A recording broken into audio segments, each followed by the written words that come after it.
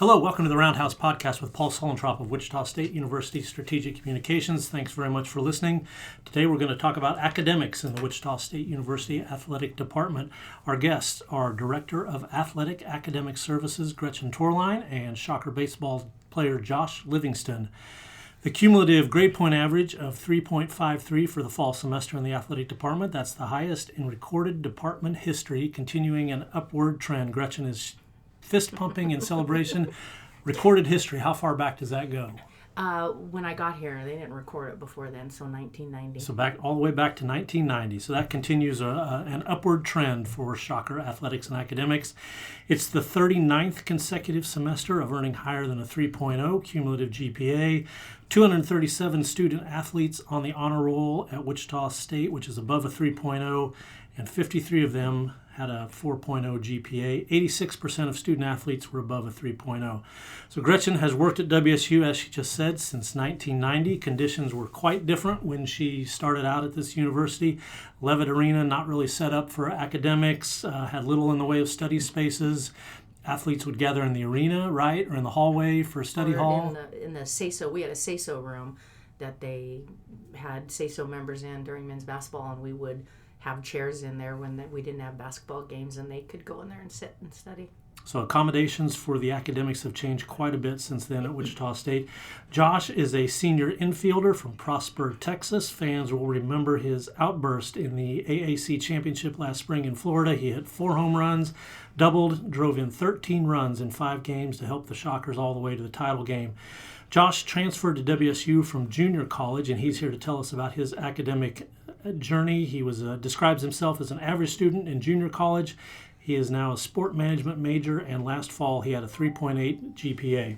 So Josh, give us a little bit of the background. Describe your academic improvement during your time here at Wichita State. Yeah, so going back to junior college, I was an okay student. There wasn't many resources, and it was kind of just on your own. I did a lot of online classes, so you kind of just go through it, do what you can. There's nobody yelling at you, trying to tell you to do stuff. But when we got here, it was pretty evident. I mean, one of the first things we did was had a meeting with Gretchen and Lucy and all the academic people, and we had guidelines and standards that we had to uphold here. And from the very beginning, from study hall hours to mentor meetings, they basically spoon feed us. And so if you don't succeed in the classroom, I mean, you're not doing your part, because they're doing everything they can for you to help you out.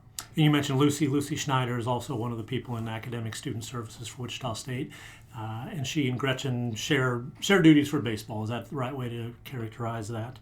Mm-hmm. Josh, take us through those early days. When did it hit you that, this is going to be different, and I'm really going to be held accountable, I guess? Well, in junior college, there's no set time. There's no, I'm going to put aside so-and-so hours to do this. But when you get here, you are required as a new student to do 5 hours of study hall.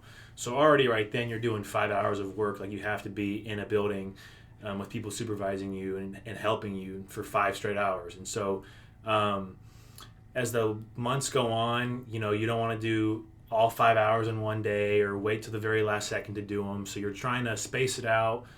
Get them done somewhat early in the week, but you're actually spending time in there because also if you get them done and you're a good student, you don't have to do it next year. So there's kind of a motivator for that part. Were you an easy sell, or did you resist at all? I didn't resist, but I definitely wasn't thrilled in the beginning. I get bored pretty easily, so when I didn't have any work to do and I had to sit in there for a couple hours, it was still a little boring, but it did help me because I didn't have study hall hours in the spring, and then I think coming into this fall, I spent a lot more time in there because I kind of got carried away and started pushing things back to the very end of the week. So I think I'm going to spend a lot more time this spring, the days I can, in the study hall room to get my stuff done early. So Gretchen, take us through the process. High school kid comes in as a freshman or a transfer. How do you evaluate them and get them on the right path? Well, we work a lot with the coaches. When they're recruiting, they let us know who they're recruiting out of high school. We try to get an early feel for how they're doing in high school, so we get their transcripts, look at it, evaluate it for eligibility purposes, making sure that they're eligible per NCAA, and we can see their grades. We can see how they're doing in the different classes. That sometimes doesn't tell the whole story of how good a student is going to be academically. So we rely on the coaches a lot. They know them more personally, maybe their background, where they're coming from, small school coming into a big town. They think that may have a little more difficulty assimilating. We listen to the coaches, and that kind of gives us a feel. And then we really track the freshmen very hard at the beginning, because they have to have 5 hours no matter if they come in with a 4.0 from high school or a 2.5. They're in 5 hours a week, and then we can kind of gauge how they're doing and how we monitor their classes and then go from there. And are there, Josh mentioned study hall, there are baseline things everybody goes through early, and then there are changes, alterations based on their performance? It basically is all new student athletes, freshmen or transfer, have to be in 5 hours a week of study hall in their first semester. After the first semester, if they reach the 3.0 threshold, if they make a 3.0 or better in their fall semester, then they're out of mandatory study hall. Anybody can come in and use study hall, but we aren't just monitoring how many hours they're in there. Sometimes a student might make a 3.0, but maybe they were in classes that we thought maybe they were going to have more challenging classes in the spring.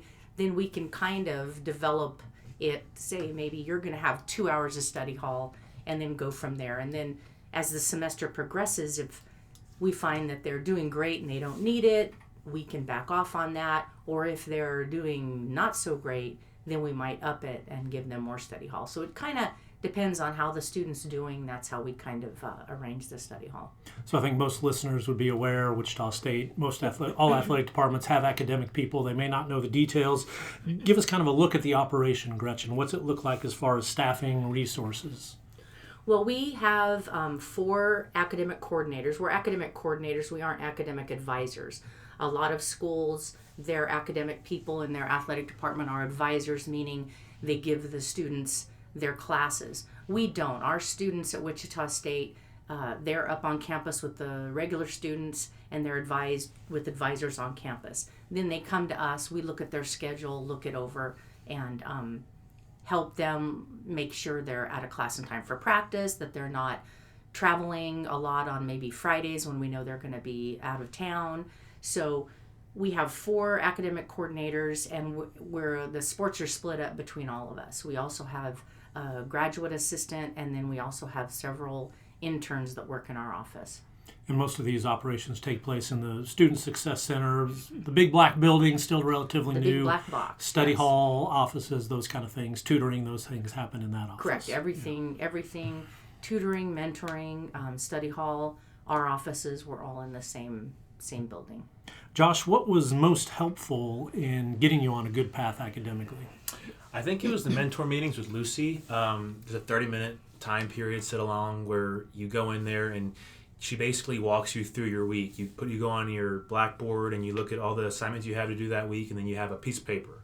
And now it's in your Teamworks, but you basically do the assignment that's in your Teamworks, and then you check it off. And you have all these things in there, and the goal is to get it done all before the due date. So you go in there, and it can be kind of a game sometimes where it's like, okay, I'm going to set aside this time and do these assignments, and I'm going to set aside this time and do these assignments. And so the mentor meetings for sure help, because I could walk her through, or have her help me of like, hey, I have this and this and this assignment to do. What do you think I should do first? What should I do last? Like, what do I need most help in? And so I think the mentor meetings with Lucy were definitely my biggest help. So did you come in thinking I need to get better at time management? Did you think I needed to get better in note taking? How did you get help in those kind of areas? I just needed to, and it sounds terrible, but I just needed to care a little bit more. I mean, if for our own sports, like there's coaches and there's things like you want to perform for the coaches or for that thing, and they're basically like our coaches but off the field. Like you want to do well for them. Like nobody wants to have a bad GPA because it looks bad on Gretchen or it looks bad on Lucy or the whole department. So it's kind of a do it for somebody more than yourself at this point. So once you got in a rhythm, you got some help, all this time management, did you find you enjoyed it more? I did. It made it a lot less stressful in the end of the week. You're not pushing 4 different assignments to the last day with 3 hours left in the day. You're not doing things stressful, and it's just a bunch of stress-free work where you're having time to go through and be like, okay, I can do this for however long this takes me. I'm comfortable. I feel good about it, and I'm not really worrying, and I'm putting my best foot forward with this assignment and not just BSing it through the whole way.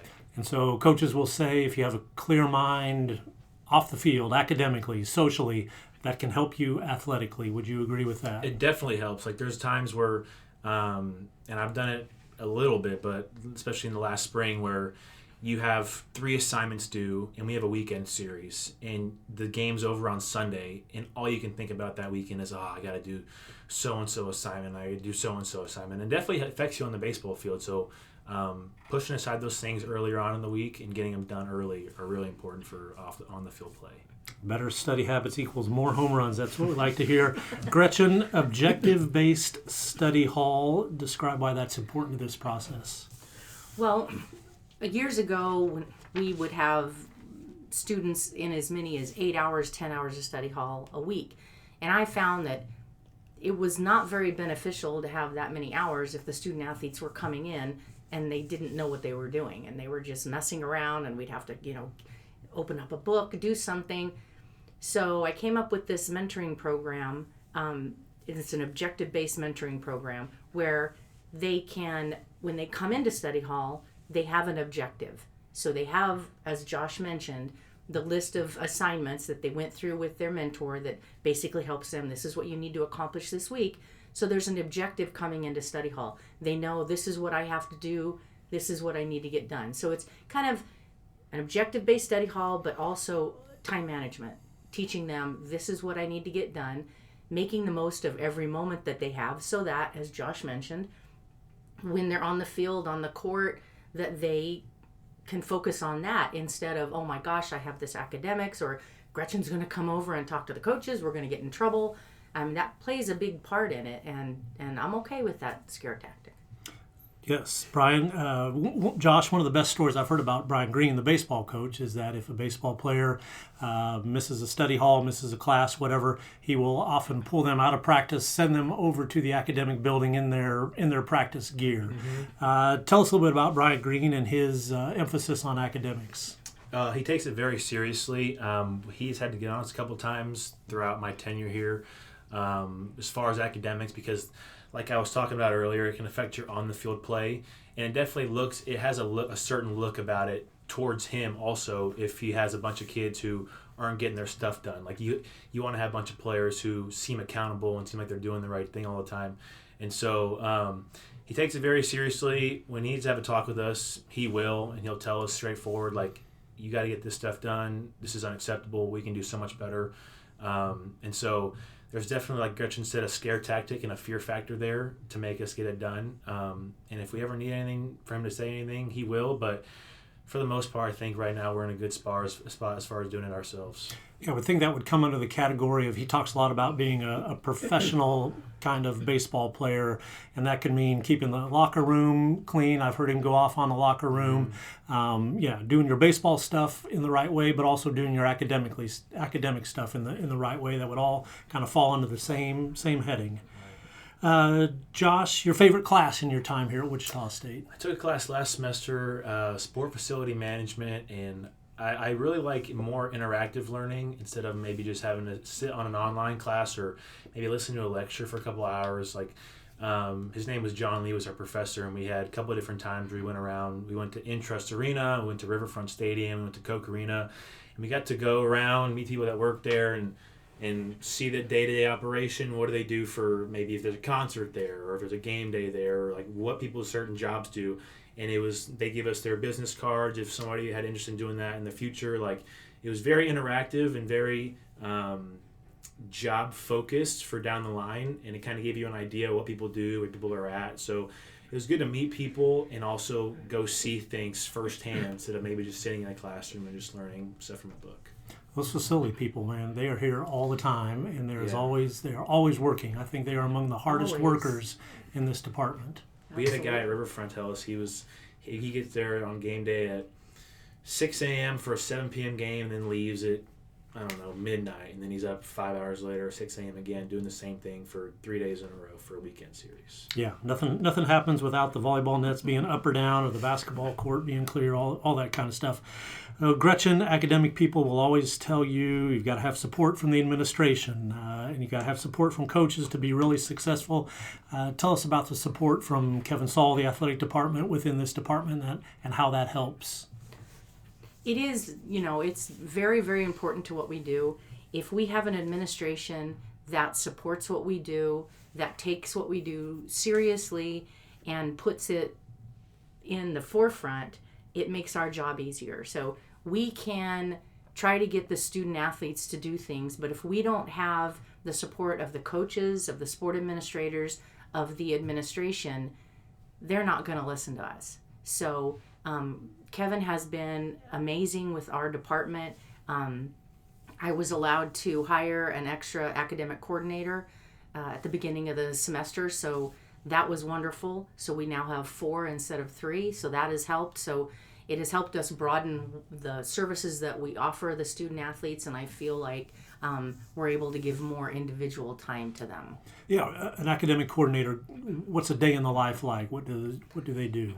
Well, I looked at that and I tried to think about that, and I asked actually all my staff today as I was having staff meeting, and we all kind of laughed. If you could only say this is what an academic person does, it's so different day to day, because basically we help when there's problems. So we put out fires, it's multitasking. You might come in and a student comes in and says, oh my gosh, I have this test, I don't know what's going on, I need a tutor quickly, or there's a recruit coming in that you have to have a visit for, a coach wants to call you in and talk about a kid, you have to talk to people on campus, professors. It's so different, and that's what's so wonderful about the job, is that it's not, you can't say what you're doing every day. It's different every day. And then of course it depends on the time of year. Clearly we're at the beginning of a semester. It's very busy right now. Come the end of May, it's going to be very slow, especially through the summer months until we gear up and get ready for the semester again. So I think people who have followed Shocker athletics over the years would be familiar with academic journeys of some high-profile athletes. Basketball, PJ Couisnard talked about it a lot. Rebekah Topham, a really good distance runner here, she talked about her challenges and how she improved here. Take us through some of your favorite success stories, Gretchen.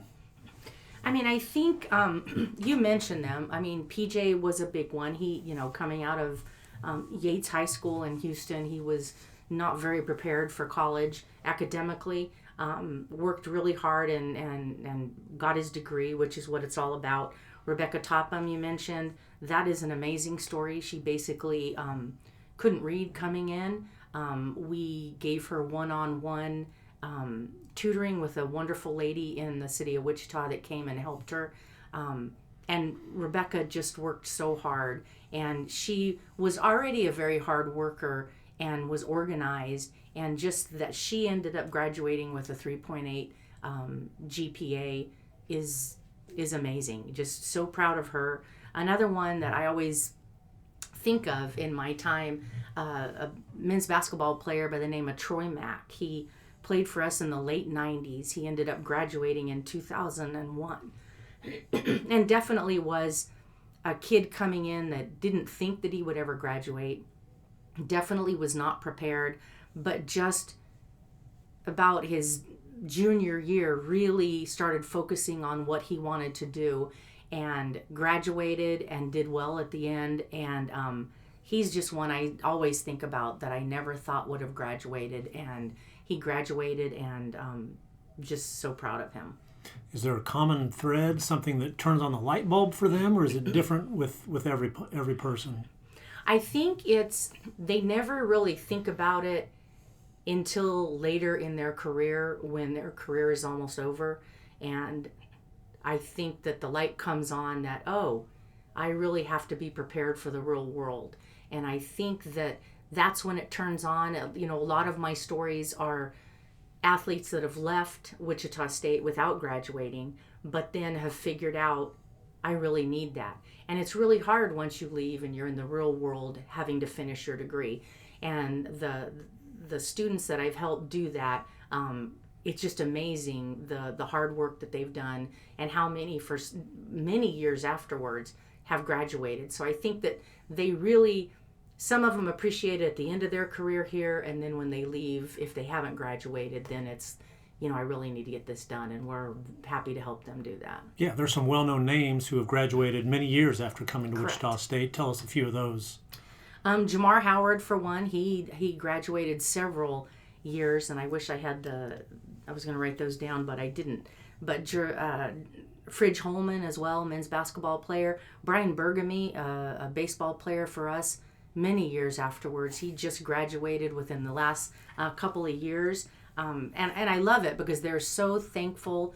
They're so thankful for what we do. And a lot of them apologize for the way they were when they were here, saying, I didn't realize what you were doing for us, but I appreciate it now. And that's great. That's what we want. Tyson Etienne also is a name, men's basketball player for us a couple of years ago.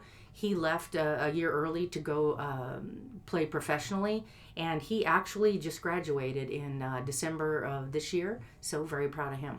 Yeah, well, everybody's journey and timetable is Correct. different, and you'd Correct. rather have them graduate late than not at all. Absolutely. Okay, Josh, let's say the folks at Crowder College say, we want Josh to come back and talk to our current athletes and give them some advice, or maybe your high school.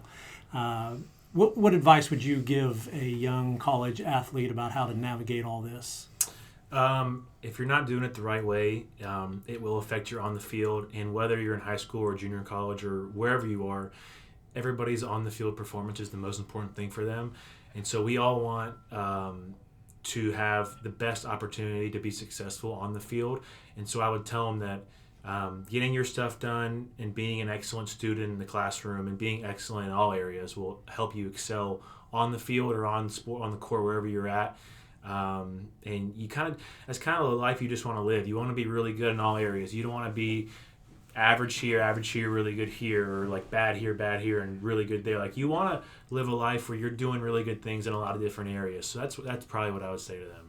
And now you would have been through the recruiting process from a couple different perspectives. As a high school athlete, as a junior college athlete, what kind of advice would you give a high school sophomore who says, hey, I think I'm pretty good, I would like to play college athletics? What would you tell them about the whole recruiting process?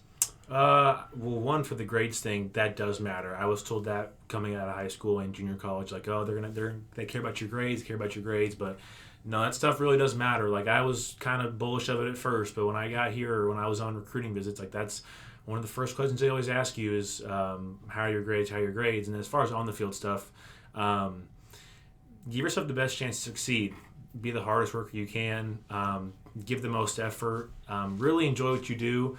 There are days that are going to be long, especially in college and especially in junior college, where there's no hour limit. So, like, you're going to be doing things that are going to be really hard, but, like, really embrace those things because the games and the moments with your teammates in the locker room, it's all worth it. And we all want to be successful and we all want to play well. So give yourself the best chance by giving the most effort, working the hardest, and good things should happen for you. So Gretchen, a parent, might be listening to this. My son or daughter has the potential to play in college. What are your top tips for getting them ready to go and launching a successful college career?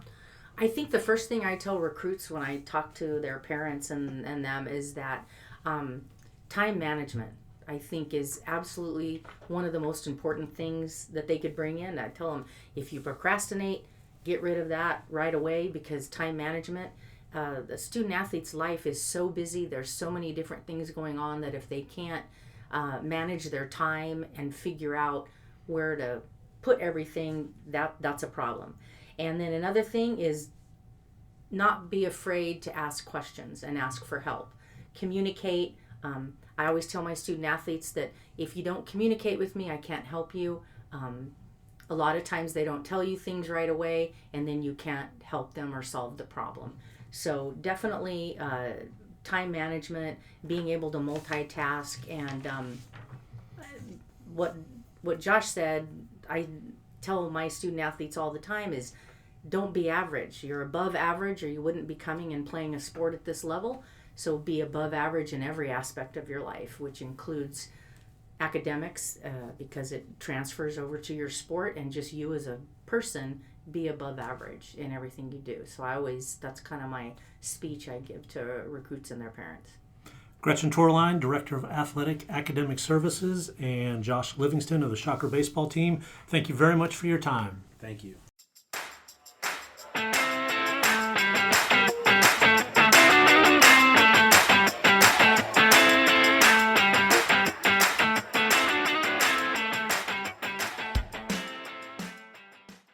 Hi, this is Rick Muma, President of Wichita State University. Check out the latest episode of the Forward Together podcast. Each episode, I sit down with different guests from Shocker Nation to celebrate the vision and mission of Wichita State University. Listen wherever you get your podcasts.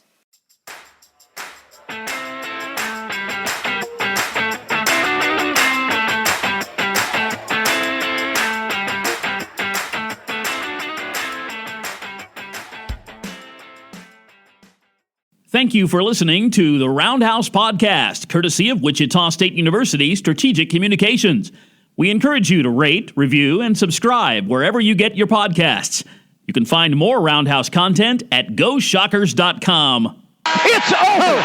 It is over! Ladies and gentlemen, say it slowly and savor it.